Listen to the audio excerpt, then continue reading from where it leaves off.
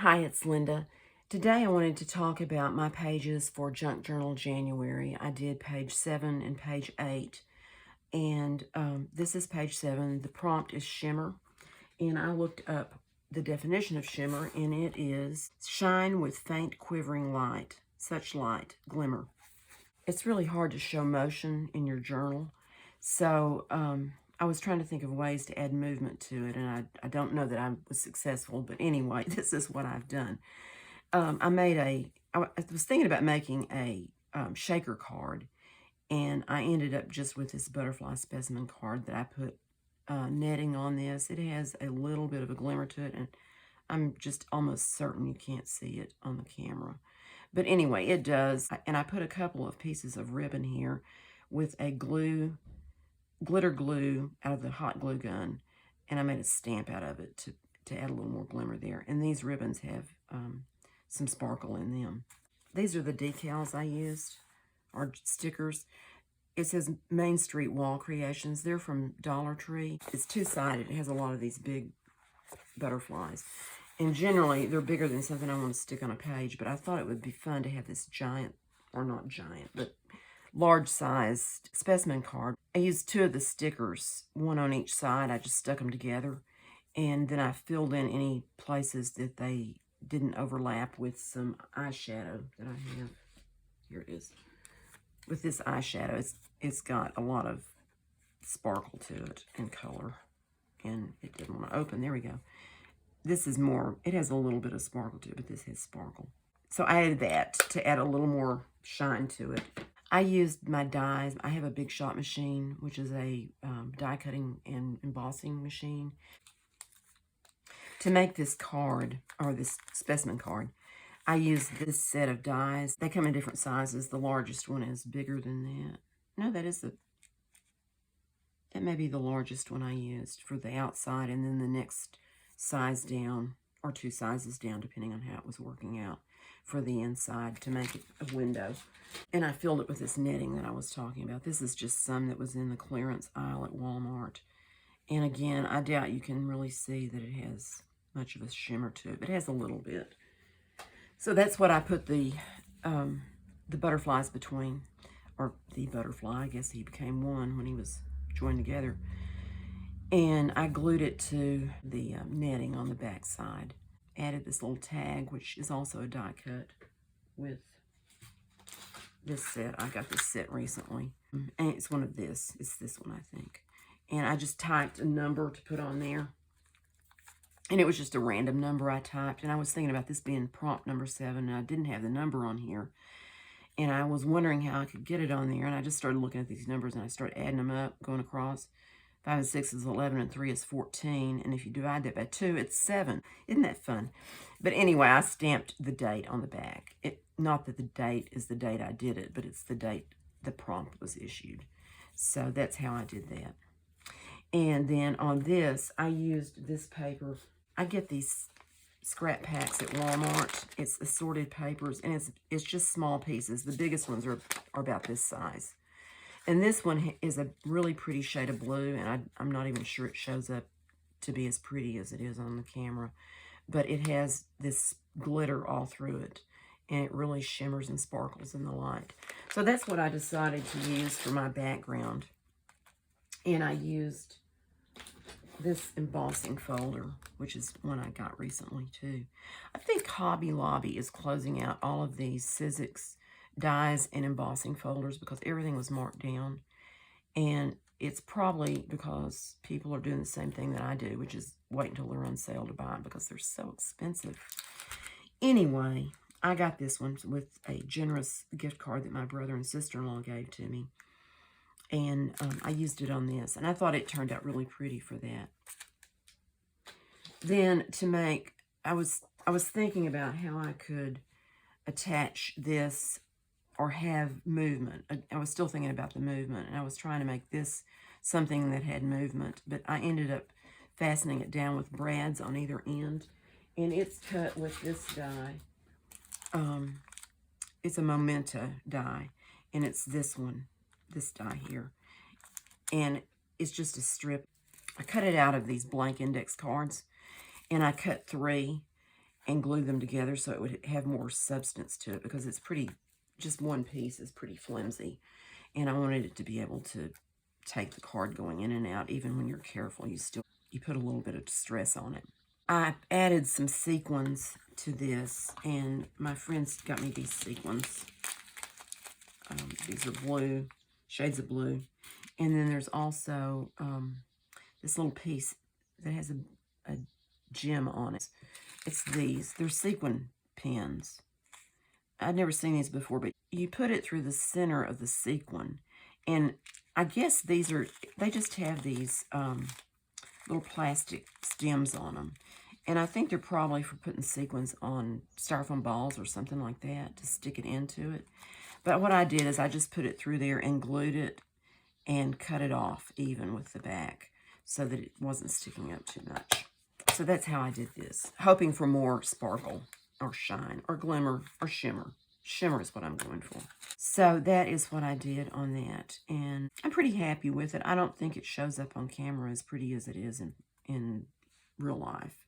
But anyway, it's my effort at shimmer. If you wanted to make a page that was similar to this one and you didn't have dies and embossing folders or even a glue gun with glitter glue to make this, I think I called it a stamp before, but it's wax, like a wax seal, only it's not wax. Or these dies to do this. What you could do, instead of embossing your paper, is just use stamps or stencils on it to give it some dimension back there. Maybe use some glitter glue. This is just came out of a set of glitter glues in various colors. I have a couple laying here. You could add some of that to the back for some sparkle. This was a very inexpensive. It's like in the children's craft aisle at Walmart. At the time I bought it, you got like 10 of these for $2 or something, maybe $1.98. I can't remember now. But anyway, it's not expensive, and it works pretty well. For this, maybe you don't have that die either, or maybe you don't have sequins, or if you may have sequins, you could just glue those on separately, put a bead in the middle of them, perhaps. You could use, this is a piece of some ribbon that I have. You could just put a piece of that across and attach it, either glue it down or attach it with some of these fasteners. I call them brads. Round brads is what they're called on this one. They're called fasteners on that one. But anyway, this is a bigger size. This is the small ones that are Paper Studio from Hobby Lobby. And this is the size that I used on that. This one. And there's a sequin. They keep showing up. It's like glitter. And for your specimen card, you could put anything you wanted, like acetate or packaging that stamps or something like that comes in. This acetate that any kind of product that comes in a package like that, you could use that packaging between your two pieces. And instead of using a fancy die cut on the outside, you could just cut it square with your craft knife, and inside too, just being careful at the corners to make it come out right. You could make a paper butterfly. You could just create one. You could stamp one. You could cut it out of a book that has butterflies, or even advertisements sometimes have butterflies on them.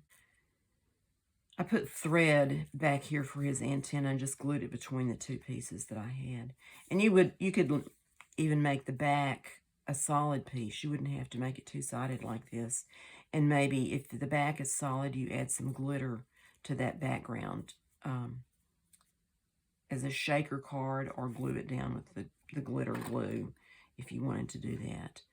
And you could use a sticker for this, something sparkly, or in some little ribbons or any kind of sparkly thing like that.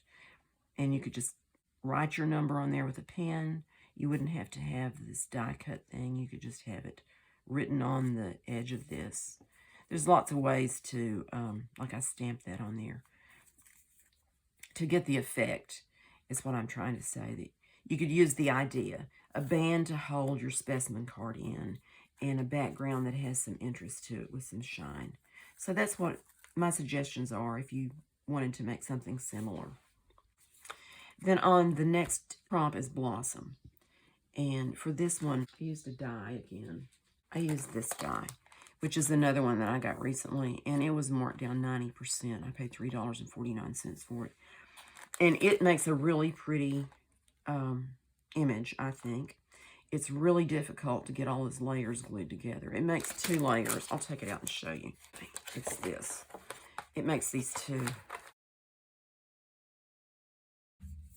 It's these 2, and this one cuts this top piece that has this tiny little border around it, and all of the darker red here and the light green on the leaves. And then this cuts the second piece down, and it has a little more this is addition on that. I used a piece of this watercolor paper. It's Master's Touch watercolor paper, which I got at Hobby Lobby. And the size is practically exactly right for this. You just have just a little bit left over, so that's good because you can get your entire die on this. And what I did is I took my watercolors and I painted, I guesstimated where these flowers would end up being, here and here and here. And I just did some rough circles there in places and made them a little darker in the center. And let it dry before I cut it out. I cut that out, and on the second layer, I cut it out of a piece of green, this same scrapbooking paper. Of course, I don't have it here. I didn't quickly find a whole piece of this, but I found the piece I cut that out from, so you can see what color it is.